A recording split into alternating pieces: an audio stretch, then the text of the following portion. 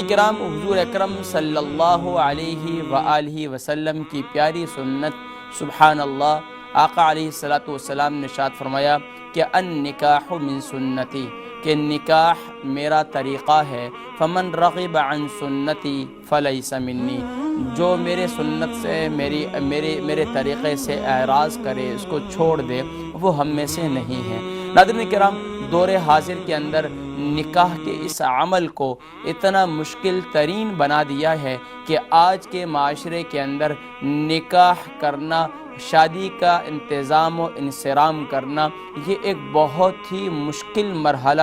جانا جاتا ہے۔ یہاں تک کہ سبحان اللہ، اسلام نے اور نبی کی تعلیمات نے تو اتنا آسان کر کے بتلایا کہ ایمان والو، سبحان اللہ، اگر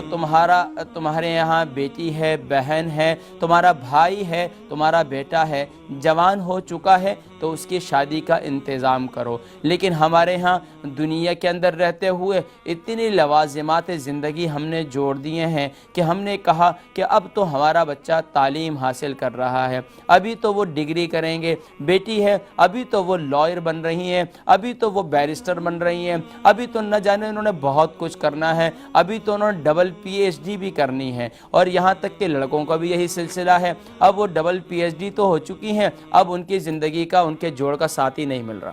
اب ان کے جوڑ کا ساتھی نہیں مل رہا۔ اس ڈبل پی ایچ ڈی کا کیا فائدہ جو آپ کو زندگی میں آپ کا ہم سفر اور آپ کا ساتھی چننے میں آپ کی رکاوٹ بنے۔ ناظرین کرام، یاد رکھیے، آج ہمارے معاشرے کے اندر کچھ چیزیں جو آج ہم نے نکاح کے اس عمل کو مشکل بنا دیا، یعنی کہ نکاح کے عمل کو آسان کرنے کے بجائے آج کے معاشرے میں ہم نے کچھ چیزیں ایسی ایڈ کر دی ہیں ہمارے معاشرے میں، ہماری سوسائٹی میں، ہمارے خاندان میں، ہمارے علاقوں کے طرز زندگی میں، اتنا ہم نے اس نکاح کے عمل کو مشکل بنا دیا کہ آج دیکھ لیں کہ آج معاشرے میں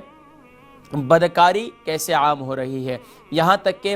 معاشرے میں یہ بڑی مشہور بات ہے، بلکہ اللہ کے نبی صلی اللہ علیہ وسلم کا ارشاد ہے، نکاح کو آسان کرو، معاشرے سے بدکاری کا خاتمہ ہوگا۔ لیکن ناظرین کرام، بچے جوان ہو چکے ہیں، بچیاں جوان ہو چکی ہیں، اب تو اتنی میچور بھی ہو چکے ہیں کہ اب ظاہری بات ہے 25 ابو ہیں، 30 ابو ہیں، یا 30 ابو ہیں یا 35 ابو ہیں، تو اب وہ اپنی زندگی میں ایسے سیٹل ہو چکے ہیں ہوتے ہیں، یا اپنی زندگی کے انہوں نے ایسی روٹین بنا دی ہوتی ہے کہ اب لڑکی ہے تو وہ یہ نہیں چاہتی کہ اب میری زندگی میں مجھے کوئی